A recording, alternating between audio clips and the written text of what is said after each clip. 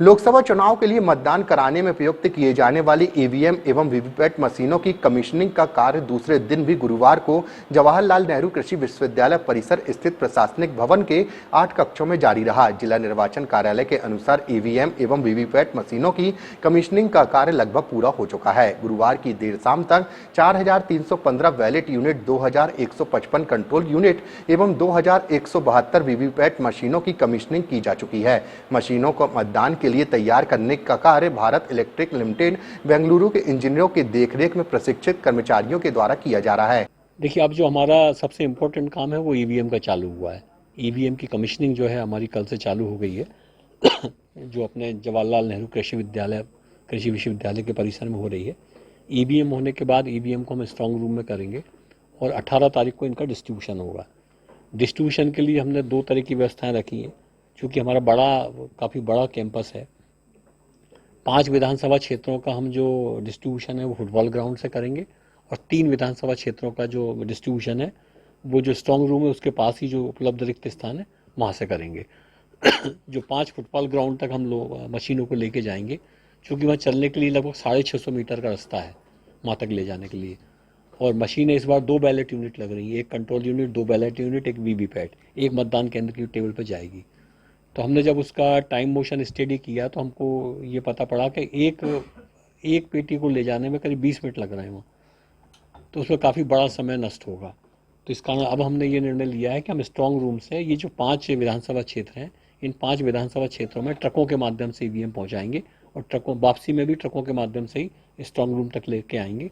ये जो 650-700 मीटर का रास्ता है इसको पूरा एक डेडिकेटेड कॉरिडोर बनाएंगे।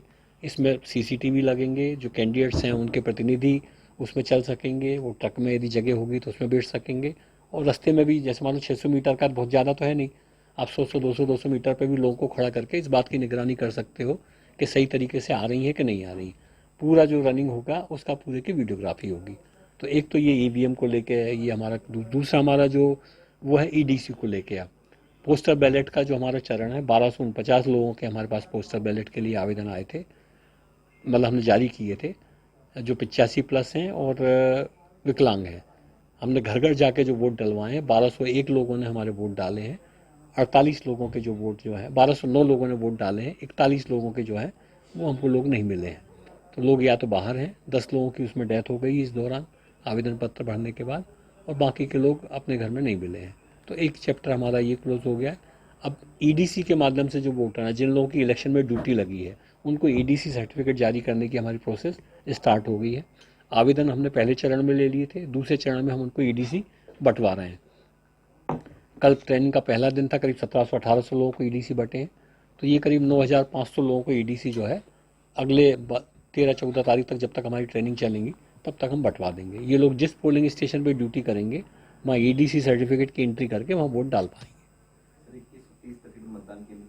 2139 मतदान केंद्र हैं। तो 21 मतदान केंद्र पे हमको 2 बैलेट यूनिट लगेंगी, एक कंट्रोल यूनिट लगेगी और एक वीवीपैट लगेगी। जो रिजर्व मशीनें हैं हमारे पास, वो 20% मशीनें जो है कंट्रोल यूनिट की और बैलेट यूनिट की रिजर्व है, और 30% जो है वीवीपैट रिजर्व है। मॉक पोल होने तक जो भी डिवाइस ख़राब होगा उस डिवाइस की डिवाइस से रिप्लेसमेंट होगा। मसलन जैसे एक कंट्रोल यूनिट यदि ख़राब होती है तो कंट्रोल यूनिट की जगह कंट्रोल यूनिट बदला जाएगा।